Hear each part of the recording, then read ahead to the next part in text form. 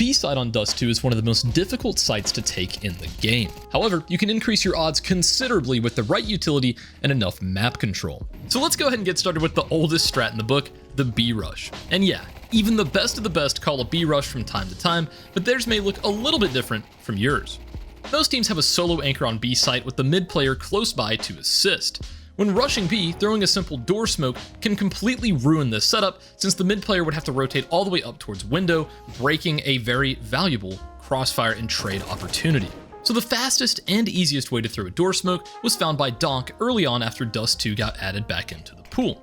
You can go straight out of spawn, stand in this corner along the car, and do a simple W jump throw at the right side of this window, as you can see right here. That smoke's going to land on the outside of doors, completely smoking it off for your teammates as they slam right out onto the B bomb site. Another great option is smoking off window. I usually do this by going along the back left side of this car and doing a shift walk jump throw from the top middle of this window pane down to that center line. Once you release that, it's going to end up flying all the way over here on the right side of the window, completely smoking it off. I did accidentally bonk one of the bots, but you get the idea. However, my personal favorite setup was found by Twists. Essentially what you're going to do is throw a fast B lurk smoke as well as a door smoke to help your teammates get onto site and break some of those initial crossfires. To throw this, it's actually pretty simple. You're going to get right along this pole and do a run jump throw from the top right of this portion of the brick to this darker mark alongside the wall.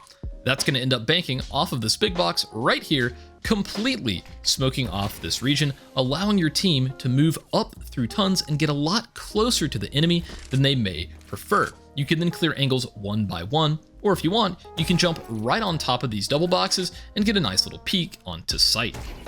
Now, before we move on to our more organized, slower paced executes, I want to thank today's sponsor, SkinsMonkey. So, SkinsMonkey is an automated CS2 trading site that provides an instant way for you to get new skins. All you have to do is select your old skins that you don't want anymore and then pick out some fresh ones to trade for. It's as easy as that. And right now you could get a free $5 if you use code CSTactics on the site. And finally, you could get up to a 35% deposit bonus when using my code. So thanks again to SkinsMonkey for sponsoring this video. Links in the description. So now let's go ahead and talk about a slower paced, more organized B execute. I recommend having an extra smoke dropped into this corner so that one player can throw both smokes. Doing a simple jump throw at this dot and then another one slightly to the left of this mark on the wall will combine to be your perfect smoke wall for B site. The door smoke bleeds down completely so that someone on scaffolding won't be able to spot towards car.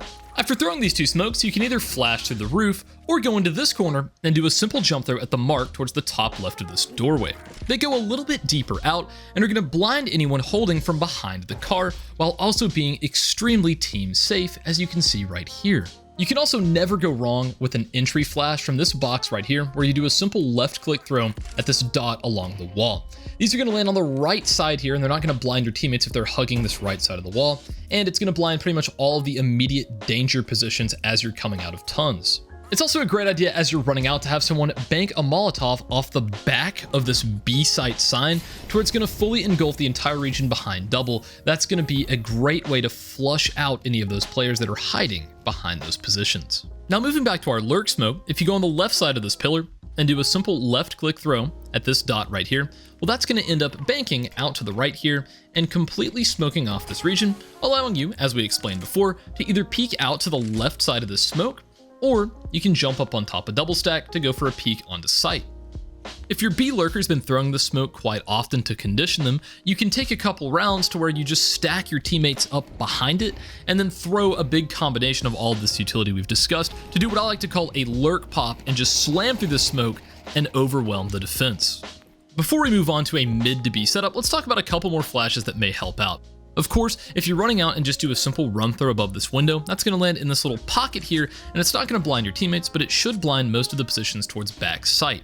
Along with that, if you're having trouble killing car, while you're running out, you can just do a left click run throw at the bottom of this little pattern here on the wall, and that should land back behind big box, not blinding your teammates, but it should catch anyone back here on car. Finally, let's talk about going mid to B. This type of split is an absolute nightmare for a B anchor, especially if the T's have pressured long or cat beforehand, slowing down the possibility of a fast rotate. The star of the show here is the mid to B smoke. The main way that I throw this is by going along this Xbox corner right here, crouching and doing a simple jump throw from the right side of this bolt all the way to the front right of the plank. You're going to want to stay crouched through this, and it's going to end up bouncing off the ground, landing up on these boxes, and completely smoking off CT all the way to the roof.